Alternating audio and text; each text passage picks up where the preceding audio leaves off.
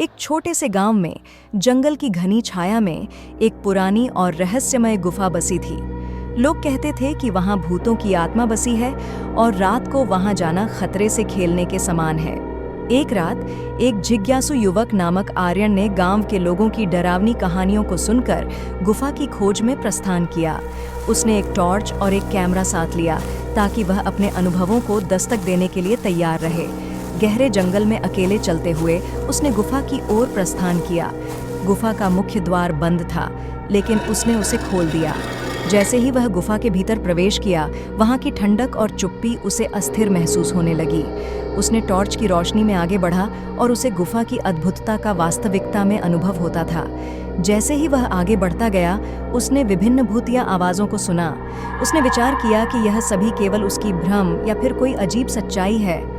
गुफा के अंधेरे में उसने एक पुराना पुस्तकालय खोजा, जहां स्टाइलिश और पुराने पुस्तकें थीं। उसने ध्यान से एक पुस्तक उठाई और उसका पन्ना को खोला। पुस्तक के पन्ने में उसने एक रहस्यमयी और भयानक कहानी पढ़ी, जो गुफा के रहस्य को खोलने की कोशिश करती थी। उसे लगा कि वह अपने रहस्य को सुलझा सकता है, लेकिन क्या यह सच है? अचानक एक अजीब सी आवाज़ सुनाई दी और उसने गुफा के अंधेरे के कोने में देखा। वहाँ कुछ अनजान था जो उसे डरावना लगा। आर्यन ने धीरे धीरे आगे बढ़ते हुए उस अजीबता को जांचा, लेकिन वहाँ कुछ भी नहीं था। उसका दिल धड़कने लगा और उसने ध्यान से आसपास देखा, लेकिन कुछ नहीं था। अचानक वहाँ से एक आवाज़ आई, तुम यहाँ क्या कर रहे हो? और उसने वहाँ की एक अजीब और भयानक आत्मा को देखा।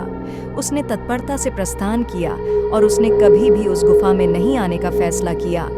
वह अपने घर की ओर बढ़ा, लेकिन उसके दिल में उस रहस्यमय गुफा की कहानी का सच और वहाँ की भूतिया आत्माओं का अनुभव हमेशा के लिए बस गया।